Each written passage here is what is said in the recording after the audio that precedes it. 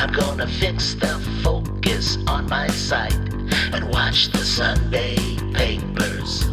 Sunday papers. Sunday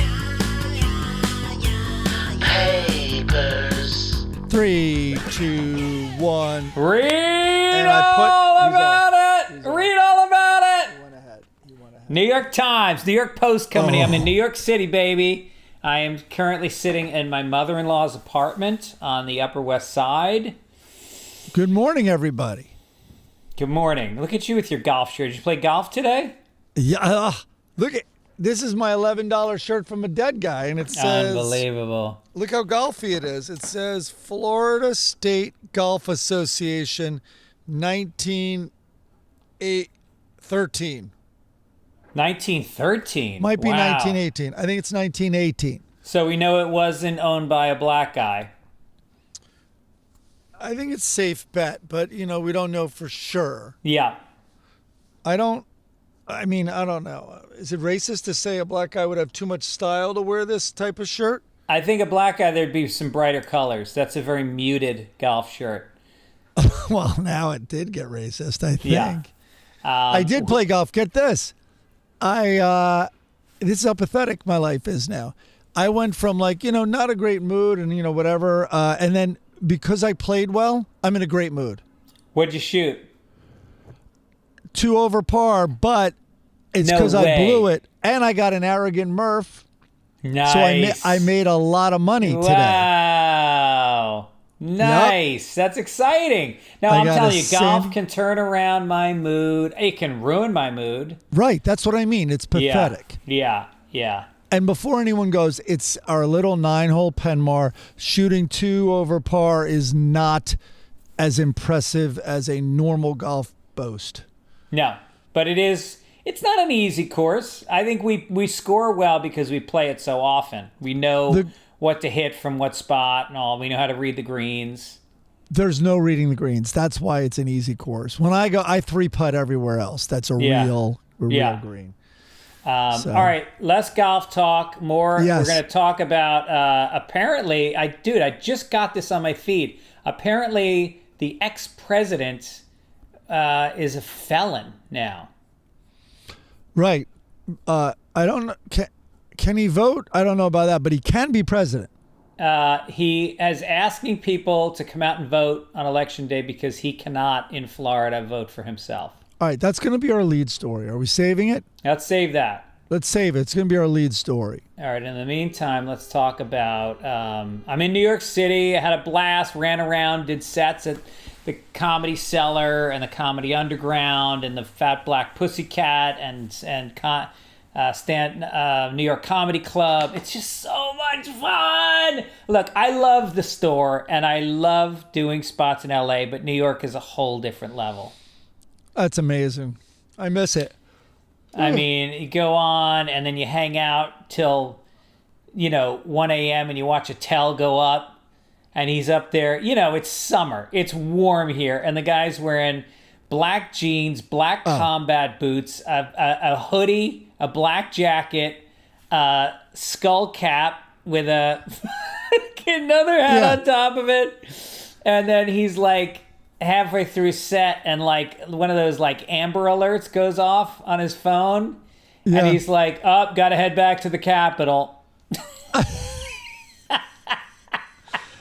I know. Sometimes he looks like a Smurf, like with his outfits, which he's been wearing forever. He does. Especially with the pointy hat.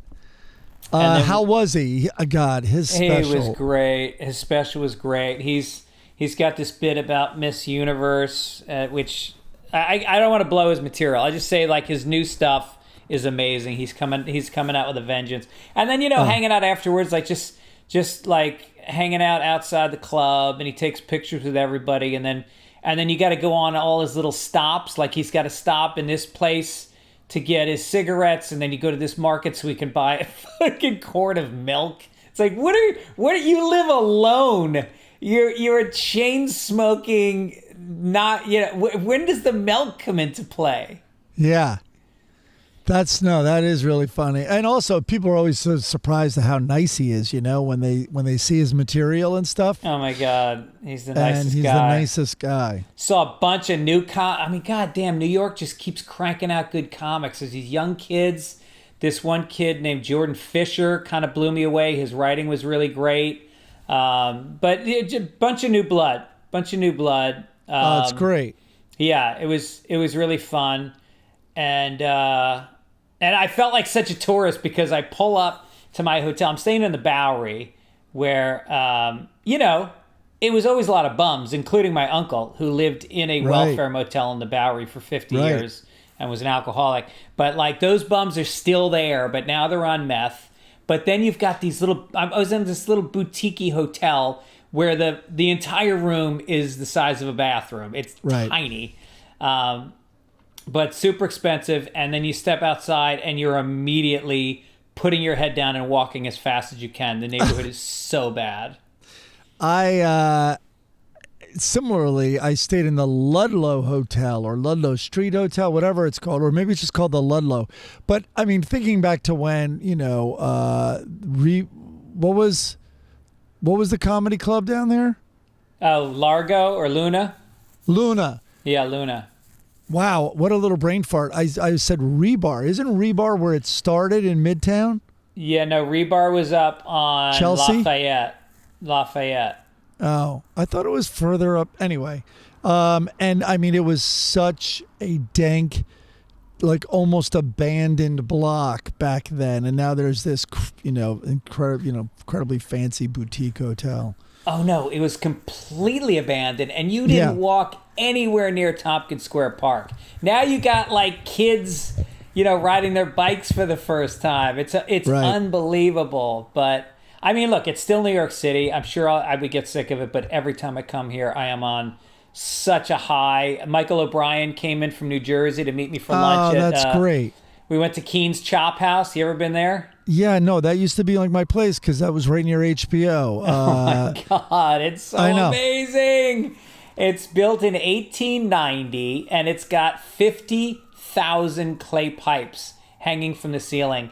And then they've got all these celebrity pipes. Like they've got Mickey Mantle's pipe, Babe Ruth's pipe, Teddy Roosevelt, Einstein. Like they literally used to keep their pipes there, and it was like a club, and then they would come in and there's like all these rooms on different levels and low ceilings, and it's like this dark oak, and you get a mutton chop. That's the specialty there, a big fat mutton chop. I wonder if Teddy Roosevelt ate there. Oh, of course he did. No, because it's mutton chop. Oh, there you go. Nice. No, I love that place. Wait, are you saying because I said Roosevelt wrong? I don't say Roosevelt. Do you say? Maybe I'm wrong, but I'm just telling you what I said. How do you say MILK, which I just said a bunch of times? What? Milk? Yeah, I said milk. People give me shit about that too. Oh man.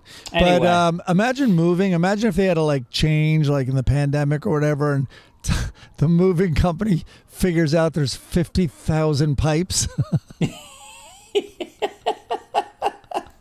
Like, okay.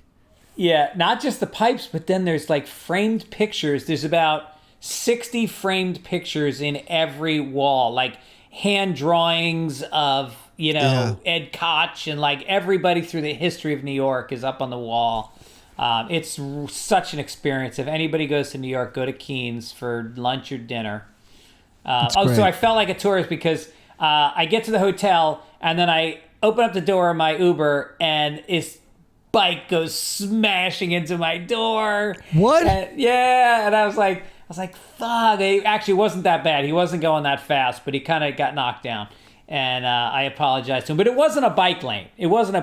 So kind of on him. If you see an SUV pull over, look for a door to be opening. Right. Oh, no. Remember we had to be on guard constantly, rollerblading all over the city? Like, that's on you for sure. And so what happened to the damage in the car? It wasn't bad, but I poured part of my coffee on I have this tracksuit that I wear when I travel. It's a green Adidas sweatpants with a top, and I'm very sounds dreadful. And so, but I'm very precious about it. So I dump the coffee on my lap. I go to my room, and then I put it in the sink, and I'm squirting the soap onto it and rinsing it out. And then I see it the next day, and it's dry, but now there's like a stain all over the pants, and I realize that pump, which is the only pump next to the sink, is lotion. And the soap was this little tiny bar, which was on the other side of the counter. So I rubbed lotion all of my pants are ruined. All right. Did you get charged? That's what I'm getting at. For damaging the car? No, it wasn't that bad. It wasn't bad. Oh, so the driver was just like, it's cool? Yeah. Wow. All right. Yeah. This is a weak-ass cyclist, man. How... Yeah, Olivia's graduation from high school was yesterday, which was Thursday. Today's Friday. And it was a well-done graduation. And then, of course, in walk Gwyneth and Blythe, her mom, and your buddy Chris Martin.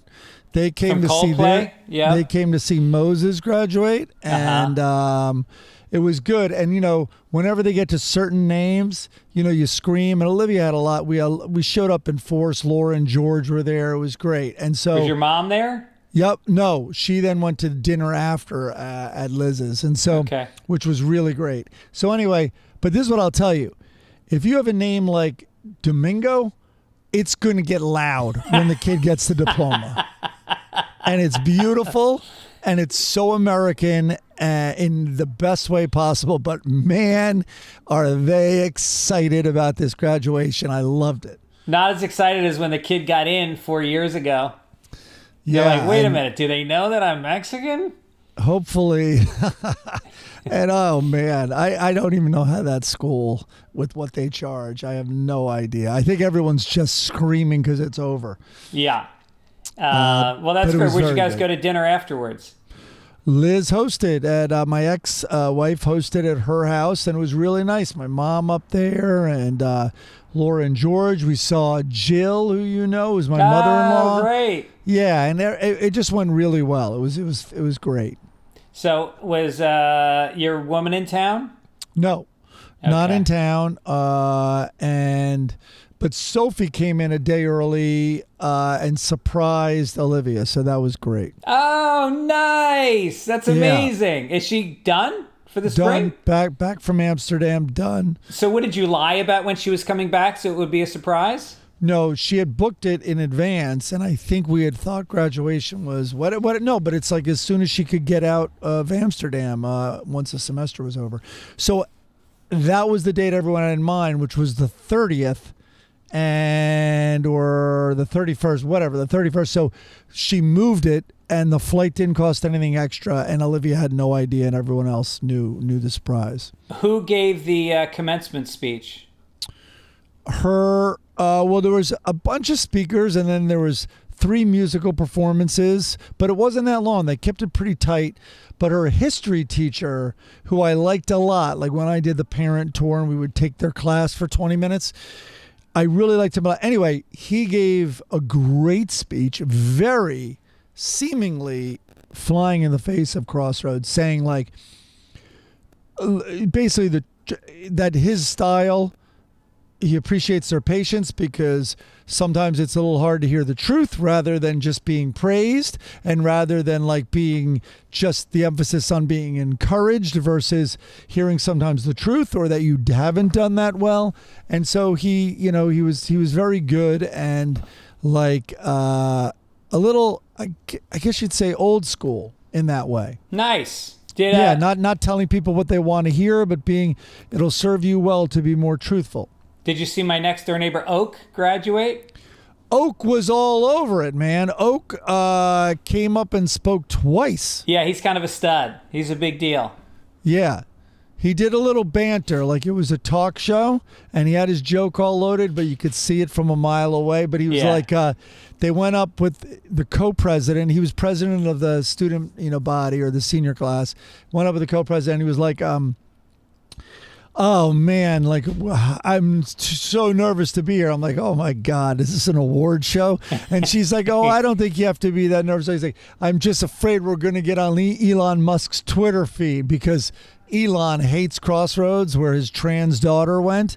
And so that's hilarious. He's been public about hating Crossroads.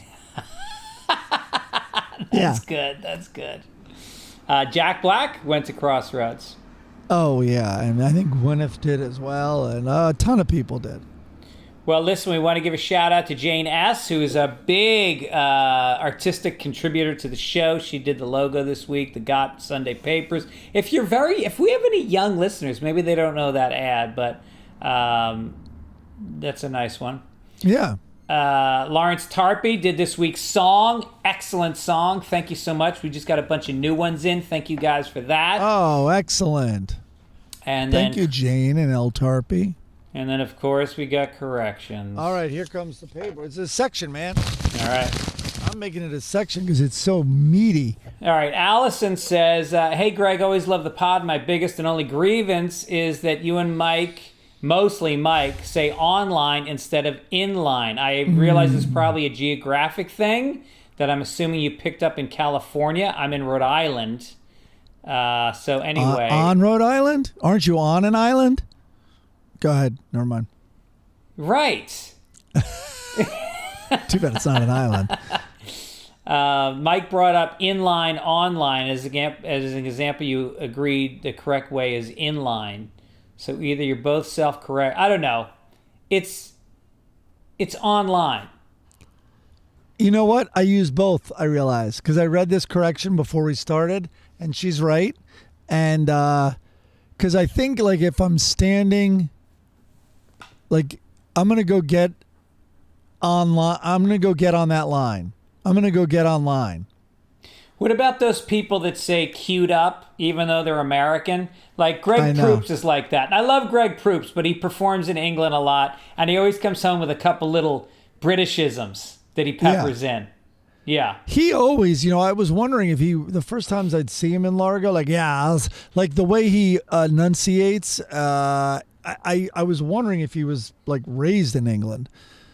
Yeah, so I think he likes that. He's got a very deep vocabulary, and he has a very almost Irish way of talking. I got to get him back on the podcast. He hasn't been on in a long time. Fucking love it's also that guy. Very kind of gay sounding, like it's like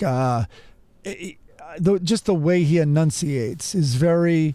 There's an effeminate quality. I guess that's what I mean by gay, and he doesn't mind a little vocal fry for effect. You know what I mean? Like so he does a lot, but.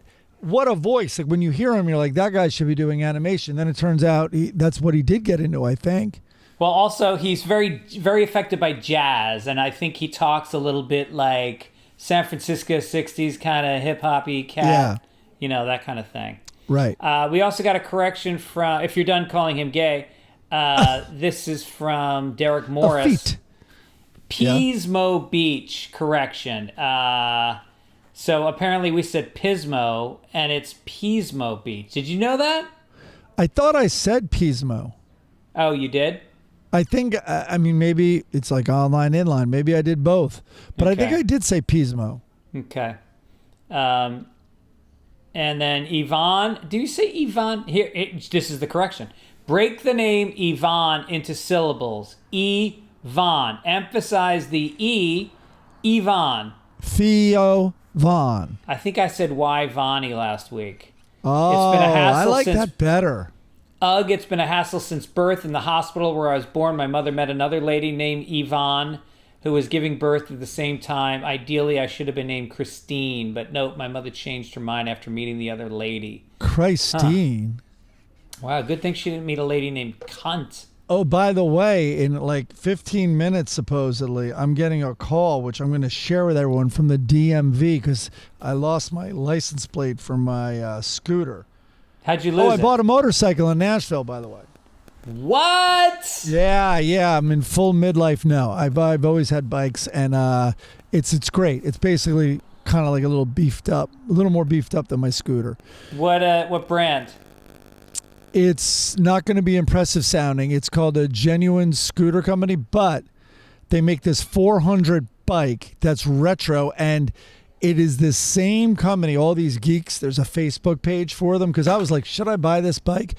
And it's based on the old 1970s Honda.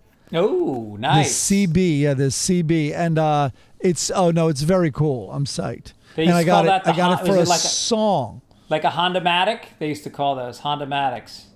Oh, I don't know about Honda-matics. In the 70s. And I used to have a Honda. Brian Copeland said, you got my name right for the ketchup packet, but in the other one, I guess I called him... I called him Brian Copeland. His name is Adam Copeland. And he had done the cartoon, which we will get to later. You guys sent in captions for the comic strip, and we'll get to that contest. We had a winner last week. He's got you got the koozie address, right, to send it off? I don't know. Do I? Yeah, you do. I've slacked off on koozies a little. Let me go see how many we have. We might have to order more, and I'm happy to do it. Then we have to both sign them, Gregory. We should, and you know what else we should sign is you signing a check, sending me some money.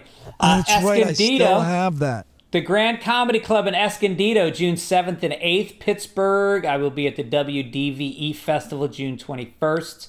I'm actually doing a bunch of dates with Bert Kreischer coming up. Next week, we're going to a bunch of unannounced comedy clubs in the, let's just say, Utah through Colorado region. Wow. Yeah, on the tour bus, sleeping on the bus, like a rock man, star. that's fantastic. And then what else? We got, all right, let's get to the front page. Here it comes. Extra! Extra! Read all about it! Extra! All right, it's unavoidable, so just calm down, you right-leaning listeners.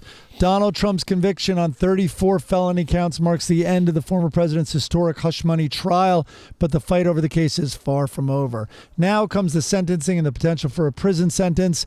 That won't happen. But a lengthy appellate process, and all the while the presumptive I think it's Republic... appellate.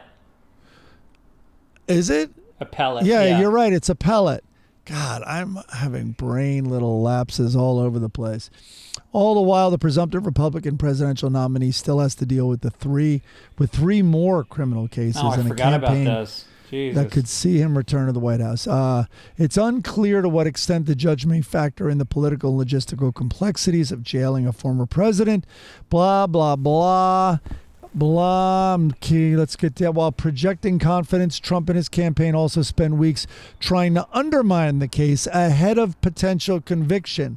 He repeatedly called the whole system rigged, a term he also used in false descriptions of the election he lost to Biden in 2020.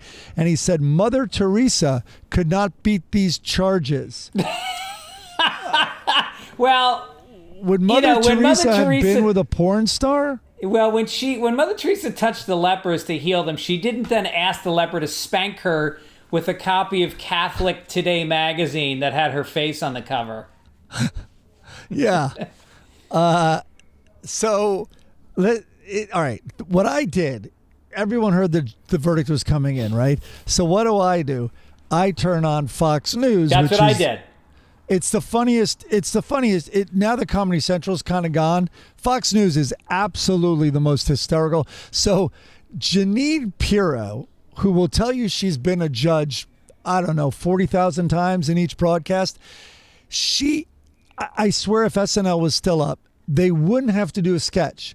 They could just show Jeanine Pirro when the verdict came in. She was just like, first of all, she is calling on God to save America after the guilty verdict came in. And then she's like, she literally goes, and America has just gone off a cliff. Yeah, I saw that. And calling up, their whole thing is that Cohen's like a liar. I mean, the simple question is, do you believe he hooked up with Stormy Daniels? And do you believe, which I would have done, he tried to shut her up before the election? And the that's funny what thing it's is, about. And calling Cohen a liar is so funny because it's like, you can't trust this guy. He's got no character. He's a liar. I should know. I hired him 7 years ago. For that exact reason. That was his resume. So I hired. But look, it's it's funny that you and I both watch Fox News because that's such an indication of how scared, what pussies us liberals are. That, you know, we're almost like the abused children of an alcoholic dad, and he's been drinking, and we're like, don't piss him. What's he doing? What's dad doing? Don't say anything. Don't celebrate. We don't want to make them more angry at us. Well, I watched it because I was dying laughing. Yeah, Each one finding a different way to say, you know what? It's very important here that we don't blame the jury. We don't blame the American, jury. That judge with those directions and clarification, like they hate the judge. Yeah, well, it is so weird though, like how the liberals don't want to sell. Even the press secretary, the former press secretary, the one with the red hair, she came out and was like, "This is not a time to celebrate. Just keep it low profile." Oh, he's a martyr all of a sudden. The fundraising went through the roof. Yeah, I know. But honestly, which it did for the Democrats too, which is, so the great news is we are so over this. We are so sick of it. And now there's more funding for them to run ads about it for the next 6 months. Oh, I know. Your head looks very, I probably screwed up the editing now. I just adjusted it. Yeah, but it's, whatever. I mean, it looked like it was going that way, and I don't know. It doesn't make it. I don't think it makes much of a difference. All right, let's move on to the human skull. A human skull padlocked to an exercise dumbbell has been fished out of a New Orleans waterway, leaving police with a mystery on their hands. Now, I could continue reading this, but sometimes you just got to go, all right, got it. New Orleans man. It was found by a man using a red rope and a magnet the size of a hockey puck on a bridge to pull things out of the water below. He also found a handgun and a gun barrel. The 15-pound dumbbell was padlocked around the skull, fully decomposed, lacking a jaw or the top row of teeth. Police say he died peacefully. Can you imagine that death? That was brutal. Wait, does it really say police said he died peacefully? No, that was my joke. Oh, that's really funny. Oh, yeah, I like that. I mean, this is why I never exercise. There's just too many horrific accidents. Just never do skull curls while standing on a bridge. This is how calloused I am. My true reaction was, I'm like, dumbbells are kind of expensive. Like, it seems like he could have somehow put a brick through the guy's face and then thrown it in that way or something.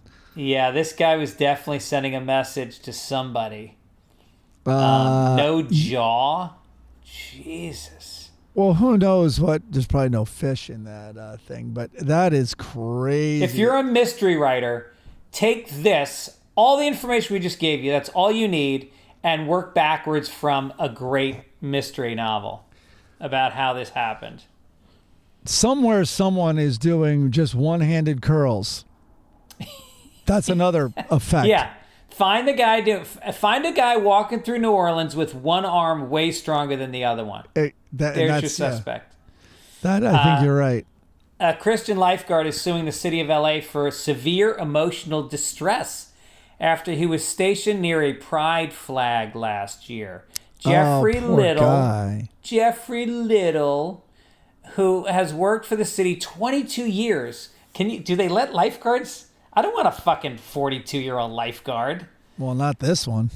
He filed a lawsuit on Friday saying he was discriminated against for his evangelical faith by being made to stand in the same vicinity as the Progress Pride flag.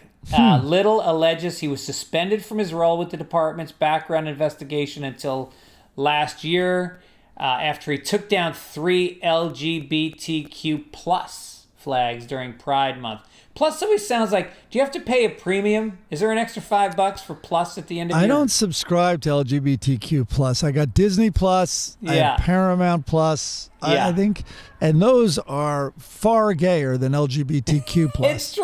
It's true.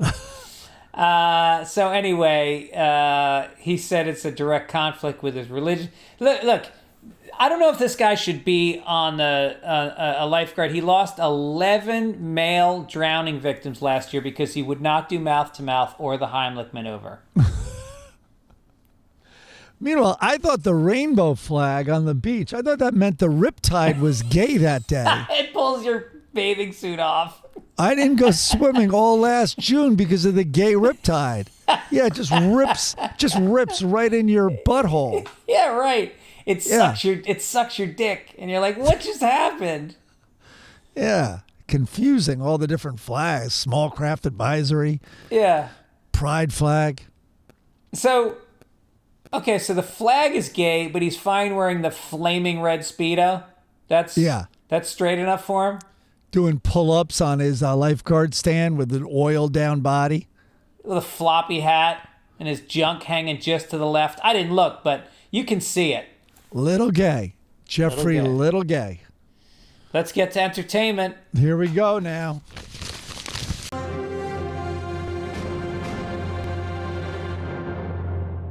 Okay, what's this, a letter?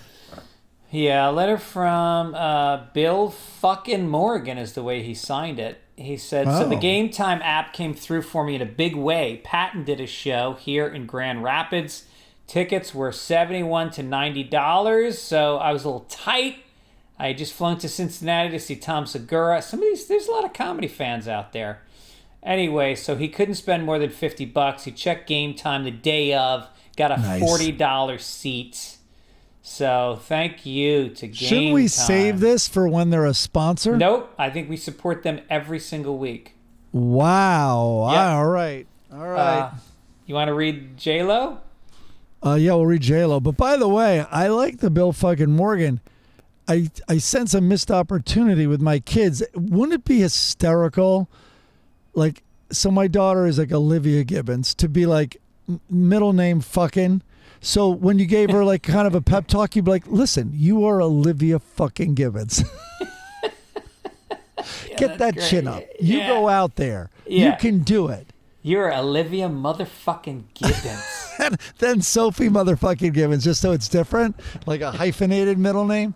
Yeah. I think that's a really funny idea. Do you remember that? Do you remember that joke where there's a family sitting down to dinner, and you know there's a brand of ham called Damn Ham? I didn't know that. That's kind of famous, like baked ham. So anyway, they're sitting at the table, and the father goes, "Son, pass the damn ham," and the son goes, "That's a spirit, Dad. Pass the fucking potatoes." Nice. All right. I do remember that.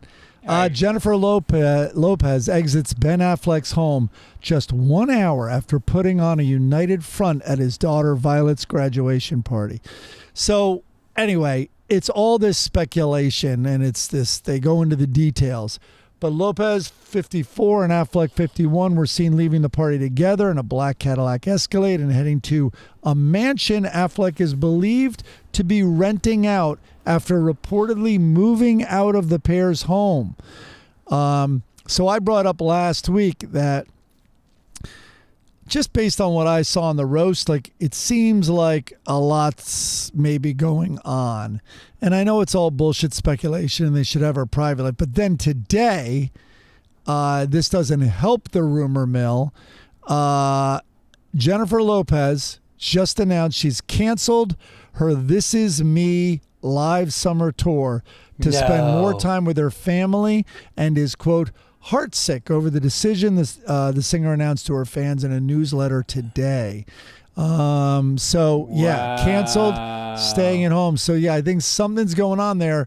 But it says in the story that a source close to them said they are on two completely different pages. Yeah. Yeah, she's on a page from this week's Vogue, and he's on a hot 21-year-old assistant named Paige. They're on different pages. Yeah, exactly. And then what? Yeah. So who knows what's going on there? But last week, the reason I put this story in there is, wait, did I put another quote in there about he spoke about it? Oh yeah, so it's second from the bottom. The outlet reported that Affleck doesn't agree with Jennifer's lifestyle, feels worn down by the marriage, and has been checked out. I agree with him on that. All right, hold on. This might be DMV. Let's see. Here we go. Is this legal? Can we legally do Hello? this? Hello? Yes, hello. Is Michael available? This is he? This is Sean, sir. I'm calling from Coastal Resolve on a recorded line. My company is helping business owners get rid of Oh. interest loans. Oh, we're on a I'm recorded sorry. line too. Oh no, talk to him, Mike. Talk What? to him. Oh, yeah. I think my name's on a list, but what is this about? It's about merchant cash advance loans and saving you up to 60% off your next payment. Oh, I got you. I don't need a loan, though. Is that do you guys? We're not lenders at all. Oh, so What we're you. trying to do, Michael, Oh. if you have a loan with high interest rates, we help you reduce the payments by up to 60%. We can save you up to 30 to 40 off the principal. It's all a free quote, and we don't need any of your personal information. But Are do you you? dealing with one of those type of loans? No, but do you guys give money out also? Just like, No, we're not lenders. are there do you have like banks sometimes give you gifts if you sign up? Like, do you guys do any gifts Nope. or vacations? Vacation. You want a vacation? Well, something like, or a car, like something, No. bonus. Well, I can do for you is wish you a very good weekend. You take care. All right, thanks so much. Bye. And you say, and you'll send me on a vacation, you say? What about my shoes? I'll bring all my glasses down. Yeah. You have a great week. I love that he went off on a positive note. I mean, if I was at that job, I'd be like, look, fuck you, pal. I don't enjoy doing this either. Well, I made it borderline believable. I mean, they get crazies. I used to be, I don't know if you remember at BU, sadly, for a couple of months, I was a telemarketer for the New York Times. Oh, really? Selling New York Times to Rhode Island, where that the woman who wrote in earlier is from. And they are not fans of the New York Times, especially back then. I was going to say, did you find the 3 people that read the New York Times in Rhode Island? Good Lord. I had to call a city called Berlin. And I made the mistake of calling it Berlin, Rhode Island. And boy, did they let me hear it. Yeah. That's like saying You're not from here, are you? Yeah, that's like saying what's the town in Washington that I always say wrong? Spokane. You have to say Spokane. Yeah. I said Spokane, and they went fucking ballistic on me. I love saying San Fran to people from San Francisco. Yeah. They really don't like that. They love hate their Frisco reaction. even more. Frisco really makes them shake crazy. it down. Yeah. All right, so let's do Florida. Here we go.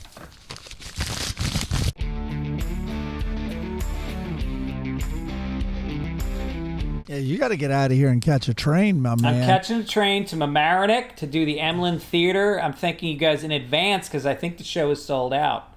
I want to look. Oh, hold on. Someone sent this to us. Sorry, I just remembered it now, and I should. There it is. So this was sent from Peter. A listener, Peter, sent this in with a very nice note. So here we go. Florida woman 20 who was caught having sex on public pier jumps into water to escape cops. The escape didn't do 20-year-old Alyssa Razzo much good, though. She was picked up by Beach Patrol as soon as she made it to shore. And they could tell this riptide was not gay. No, that thing had a lot of male jizz that was headed for the female Oh, vagina. no. The Naples Police Department received multiple reports about a man and woman having sex behind the historic pier's locked gate at about 4:30 p.m. during the busy Memorial Day holiday. Razzo, and the guy's name was Zadok Westfield. He's 23.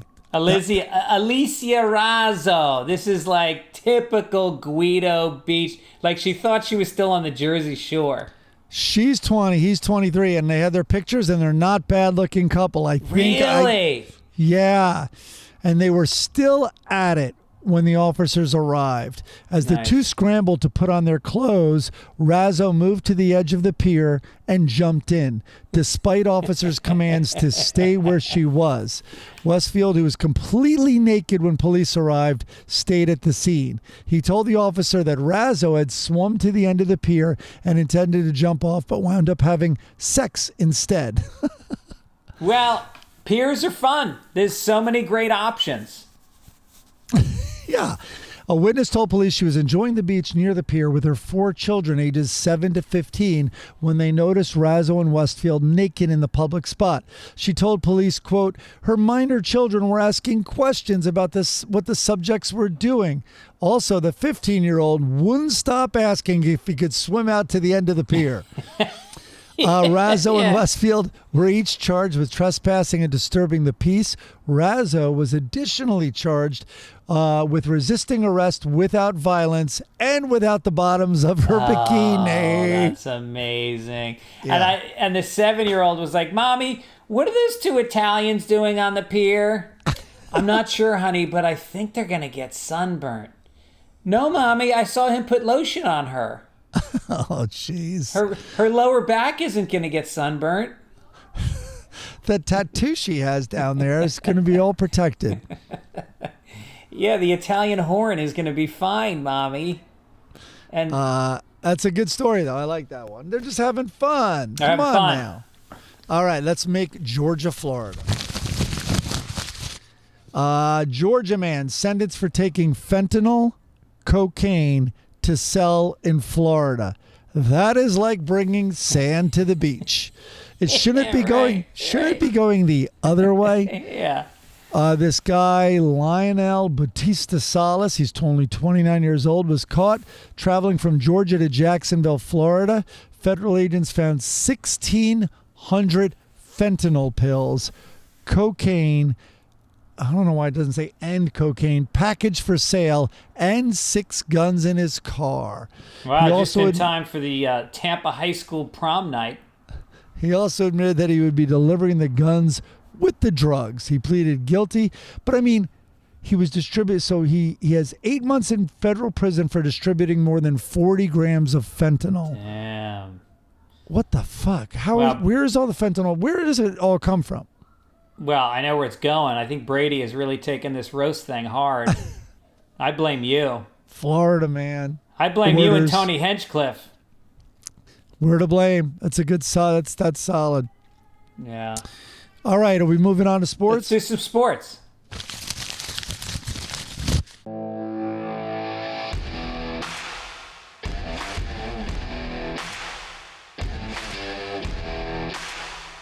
Oh man, the Rangers. They're down 3-2.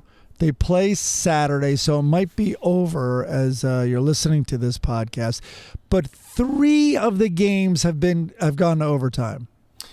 Yeah, That's and 2 of amazing. them have ended on like they would have been 1-goal games, except that the Rangers pulled their goalie, so there was a couple of empty netters, or it would have even been closer. So like literally in 5 games, the total number of point differential is like 7. They've been really tight, and look, the bottom line is the Rangers just got to put the puck in the net more, and on the other end, they got to really stop the puck. That's my breakdown. So you should be an announcer. Well, the problem is they just lost their second game at home, the Rangers, and now they're in Florida in a must-win. So I don't know, but they've won in Florida. They split games out of the first 4 to be tied 2-2. So it could happen. We'll see. Well, let's just hope some of the team goes down to the pier before the game and they get a little worn out. Fucking Rizzo. Send Razzo there, man. Yeah. All right, what's this Aaron Rodgers story you put in It sounds like Jets fans might be a little bit worried. A video has come out where Jets fans Rodgers not worried? is sitting down at practice, took off his shoe, and they were checking the back of his heel, his Achilles. They taped up the whole thing, and I mean, look, this guy's a fucking pussy. Joe Namath used to drink until 4 a.m. This is a Jets quarterback. He used to literally, the paparazzi would take pictures of him in a fur coat with 2 models going back to his hotel room drunk at 4 a.m. and then he'd win the next day. He had knees that were made of glass. Do you remember that? He couldn't scramble. The guy could barely move. He was an incredible running quarterback at Alabama and got injured and then just had to rely on throwing. But he would have been, they think, one of the best of all time. Like, he could run like the wind. Yeah. And he could drink like a fish. Yeah. Boy, I'm getting a lot of notices that I have a virus on my, I don't know what's going on. Boy. But anyway, why are Jets fans? Of course they're worried. I did hear, though, I saw the footage. He was looking at his right foot. This isn't a joke. But like me, his Achilles blew on his left ankle. So I think it's fair. But even if it was his Achilles foot, what I would say is I've sometimes gotten blisters on my scar from rubbing, and I thought that's maybe what he was looking at. Well, it could also be sometimes when you hurt one leg, you actually fuck up the other one because you're off balance, and he's done. Just walk away. Achilles is a tough thing to come back from. All right. By the way, how'd you get the virus? Were you downloading some Stormy Daniels to celebrate? I was not. You know what? I'm trying to remember what I did check. It was something for this podcast. I went on some website, and all of a sudden, you know when you press it, and it's like, oh, this isn't a real website. Yeah. No, because it's in my regular. I do all that other stuff on private browsing. You should know better. Mm-hmm. All right, this day in history. Here we go.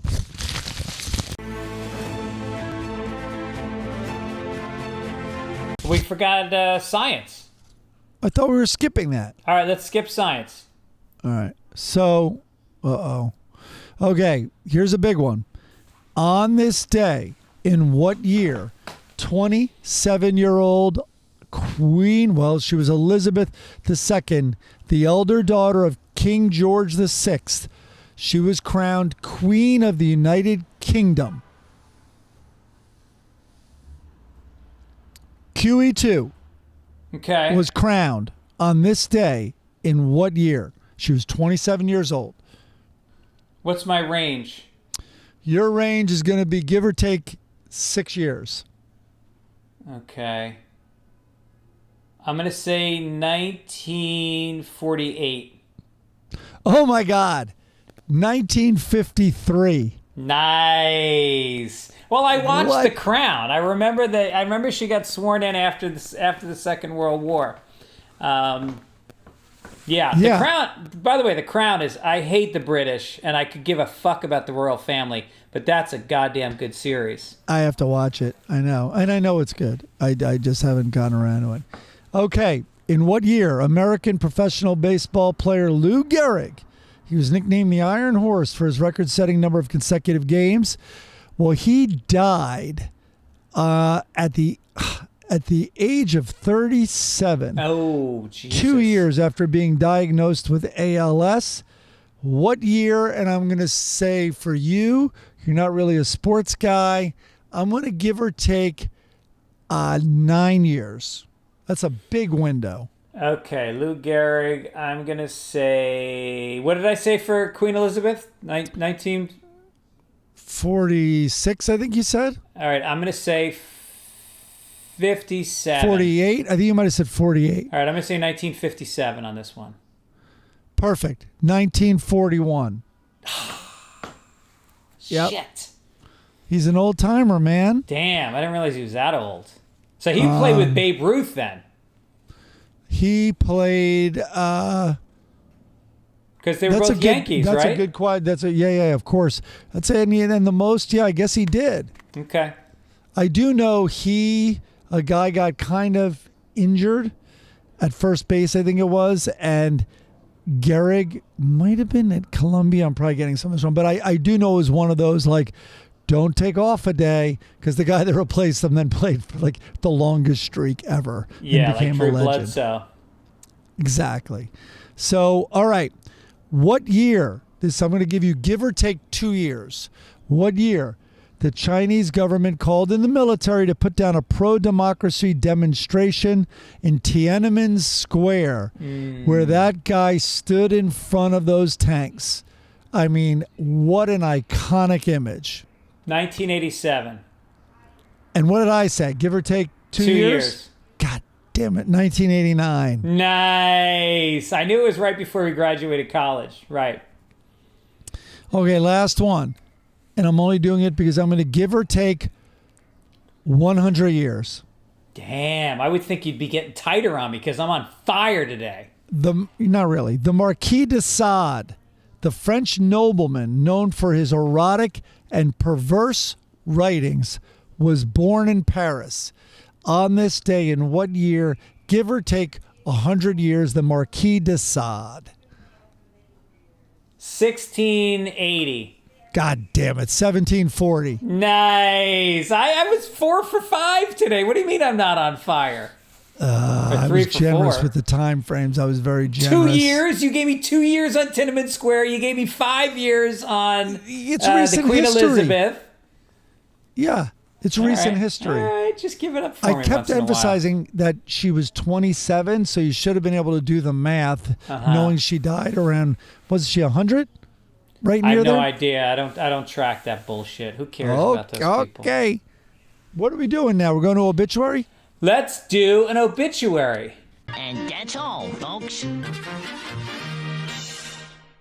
don't forget, by the way, merchandise plug koozies still on sale. Go to fitzdog.com and it's $10 delivered, all included, tax, everything. Let's sell them out if we're not already sold out. Someone tell me, how does here. Venmo charge taxes? Anyway, if anyone knows, you can write in, because I'm just going to cut you a check tax-free, my man. I like it. All right, so it's Bill Walton. He passed away. I'm not going to read an obituary. You can go find the obituary on your own, but legendary UCLA big man. And really I'm going to known, say 2024. That's the year you're going to say he died? Yeah. That's a good guess. Yeah. I thought you were going to say, like, what year did he play at UCLA or something? So anyway, but he then got known as very much, he always walked to his the beat of his own drum. Very much an individual guy. Coach Wooden at UCLA, this is off the top of my head. Coach Wooden used to have a lot of problems with him because also Lou Alcindor was also marched to the beat of his own drum. And they were very sort of anti-war. They were involved in a lot of protests on the UCLA campus. I think Walton got arrested. And, he was kind of this hippie, but also a jock. And that wasn't that common back then. Right.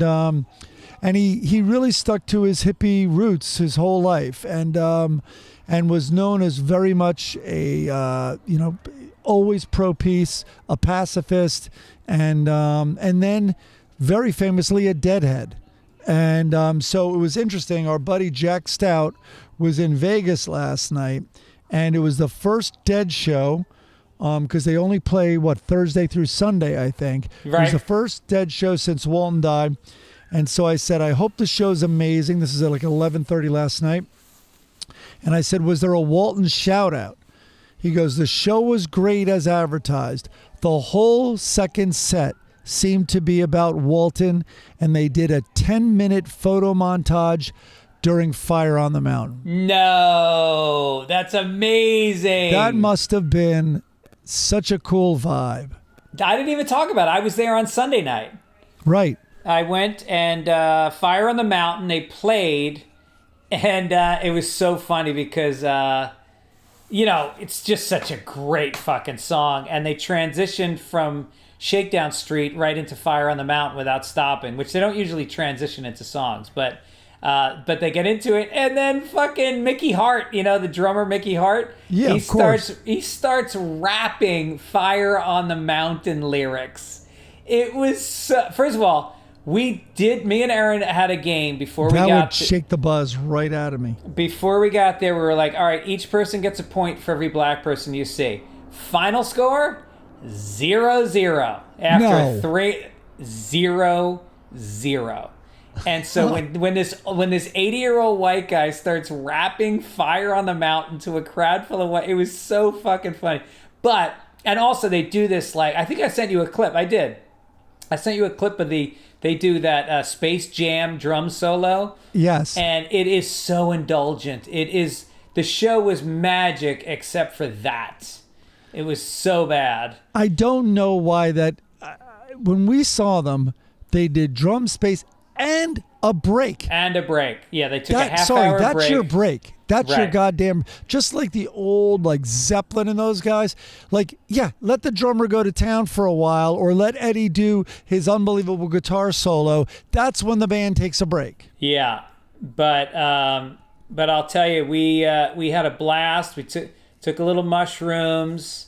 And we sat. I mean, this theory. If there's ever a band that really uses this space, because I heard people were a little nonplussed by U2. Some people felt like it felt a little staged, felt a little corporate, but this was like John Mayer, as you know, because we saw him together at the Hollywood Bowl, just brings a new life to it, and and there's all these young people. There's like. The whole stage right section was young people dancing like it was 1972, like just going crazy. Like they all knew where to meet, like the real heads. They all meet in one area, and the floor had no seats, so there was just a big dance. And there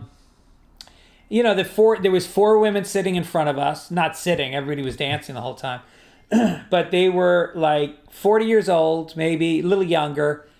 They sang every word to every song, and there was like a couple obscure songs. Wow. And they were dancing to, and they were very well put together. They were kind of cool. They were dressed cool, contemporary, and like Terrapin Station they were singing every word to. It was really weird.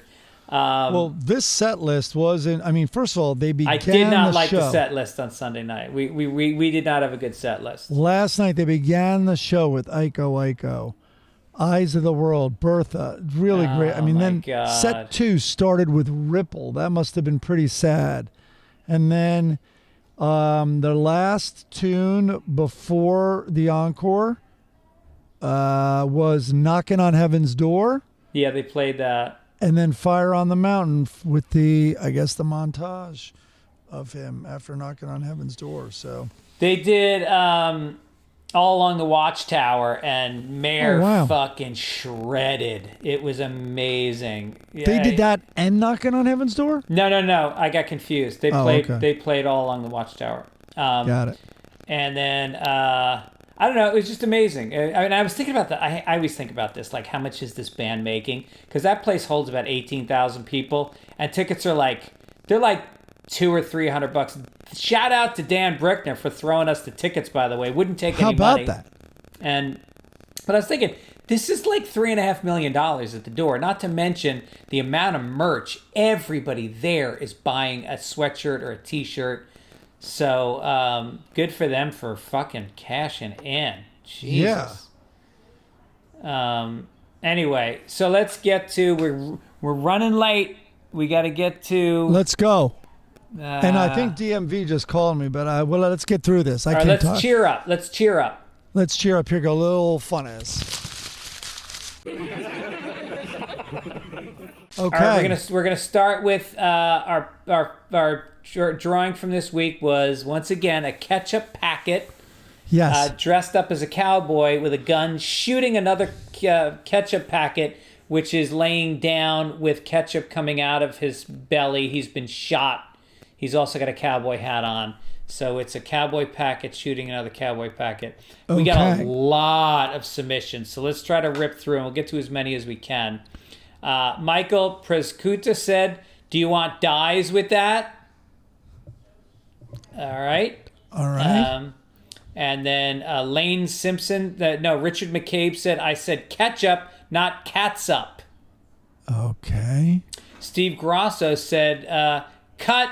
Okay, Alec, that was a little over the top. Let's tone it down a notch and take it from the beginning." And action. That's a great one. That's good, right? Yeah. All right, then we got Aaron Johnson said, Cormac McDonald's, no ketchup for old men. I think it's Cormac McCarthy. No, I'm- McDonald's. Oh, got it. I'm a fucking idiot. Boy. I'm okay. I'm just having my period. Huh. Hey, he's not bleeding. It's just ketchup. All right, enough. No, wait. You didn't even read the best one from Aaron. Say this slowly, drawn out, with a highly agitated Spanish swordsman accent, popping the first consonant of each word. That ought to have the desired effect. Come on. What am I? Michael? No. Michael I was Caine? talking about the Wild Lunch. That was Okay. up above. That was his best one, I thought. Anyway. All right, Kent Sackman said, who, by the way, put his address. That's how confident he is that he's winning this. He put his address because the winner gets a koozie. His punchline is, one condiment to rule them all. It's ketchup with a K, motherfucker. Nice. Wait, did you read my name? That's what he wanted you to put the heavy accent on. Inigo Montomedo? Oh, Enigma Montomato. We don't need to do it. Let's keep going. Okay. I just wanted, he'd be angry that you didn't read that. Ron Dvorak said, you had sex with my wife and now you're going to pay. Bang. Oh my God, I'm so sorry. I thought you were mayonnaise. That's good. All right. Scott G said, Brokeback Mountain, alternate ending. I always knew you were a little fruity. Okay. All right. And then Tim C. Bradbury gave us a number of them. Ketchup and mustard, the final draw. Only room for one of us on this hot dog town. No country for old ketchup. I guess a few people got that. John Eckhart said, I don't relish saying this, but this burger's not big enough for both of us. Bang. Okay. Keith McKee, extra fancy my ass. I kind of like that. Mike Markle said, Heinz 57. Here's a Heinz 357 for you, fuckface. Yeah, I don't think he needed to establish Heinz 57. Maybe. I think just Heinz 357, fuckface. Jane S., who did our logo this week, said, back when Heinz wasn't so mouthy about being the slowest ketchup. Oh, interesting. Chris Jorheim said, while global elites like Heinz continue to post record profits, disenfranchised condiments in the Southwest are ravaged by generic on generic violence and genericide. Brian Reschel said, Winston always knew his past would catch up with him.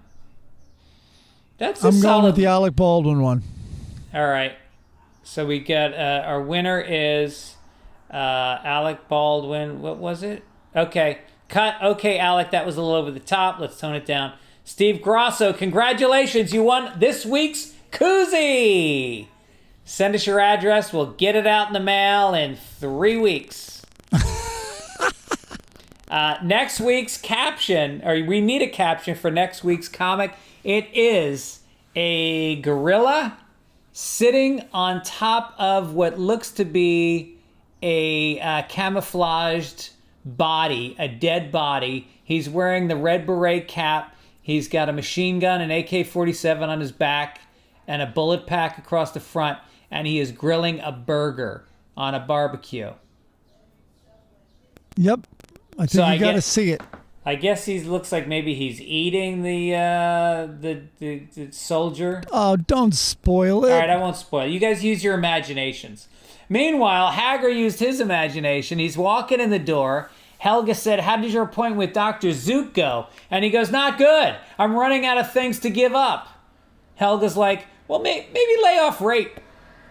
You know, just because we're married. Maybe lay off that for a little while. What did the doctor say about you taking women by force? I like it. Let's get down to Leroy Lockhorn is laying in a hammock. And, of course, Helga, wrong wife. Loretta has a basket of laundry. She's talking to her friend, and she goes, oh, he's still got animal magnetism, but it's of the sloth family. That's okay. A little subpar for this strip, and I mean that as a compliment. The next one, he's got on yellow pants and a lime green jacket and a yellow tie. And she says, the fashion police have offered a reward for your capture. And here's one I thought you would like. Okay. Leroy's talking to his friend next to his computer, and he goes, my computer knows too much. I like that one. Yeah. little dirty Okay, for here we them. are. We're down to number 8 of the funniest Calvin and Hobbes of all time, or some shit. So I haven't read these in advance, so I'm gonna struggle through this. There are no words in this one. So in the first scene, Calvin is running across, it looks like his bedroom. Then he's putting on a jacket, and it looks boots. And then he goes up, his dad's working on like tax returns or something at the desk, and he runs up. Now he has his coat and his mittens on and his hat, and he's pointing. And then then the dad like kind of has an explaining gesture with his hands.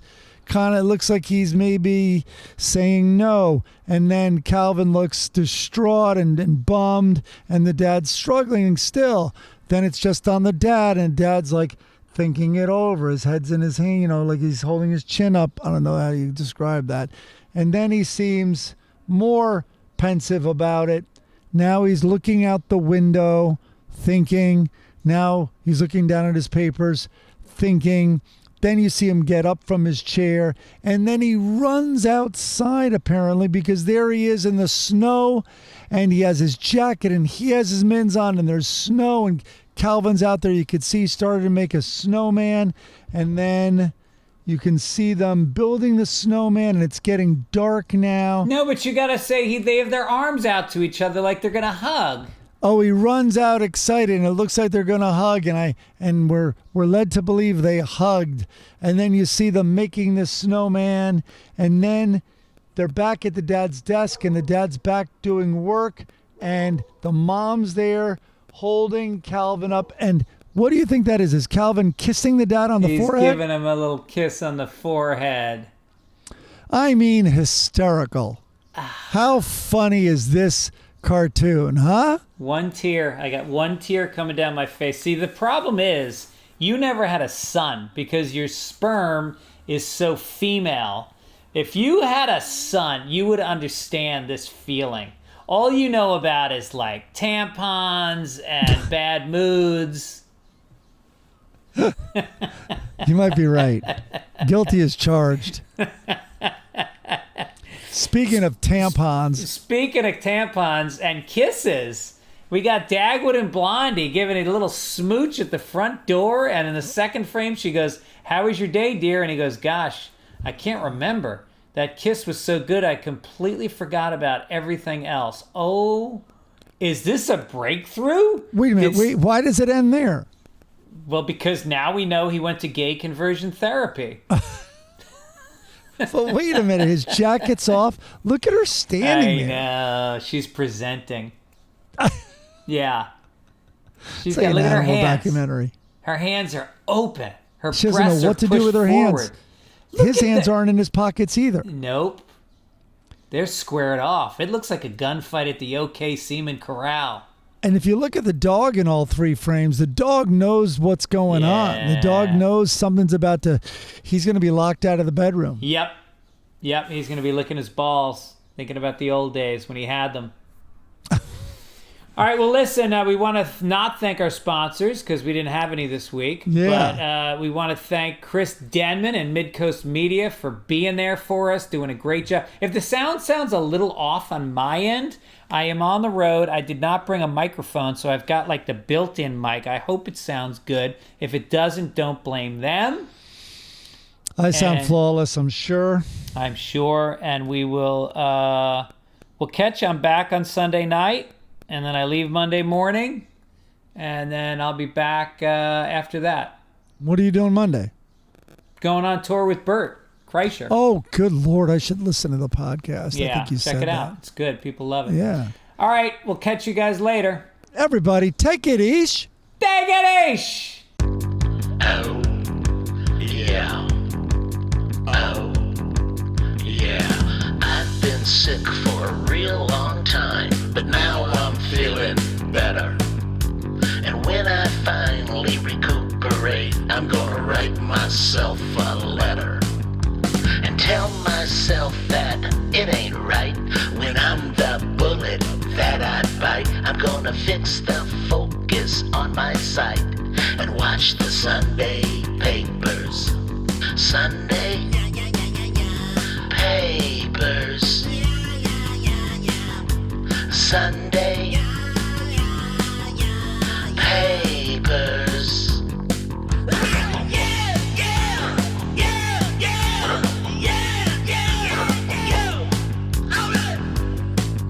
Coming to you from beautiful Los Angeles, California, USA. Pick up the mic, and shake a leg, great, because it's time for the Sunday papers. Sunday papers. Sunday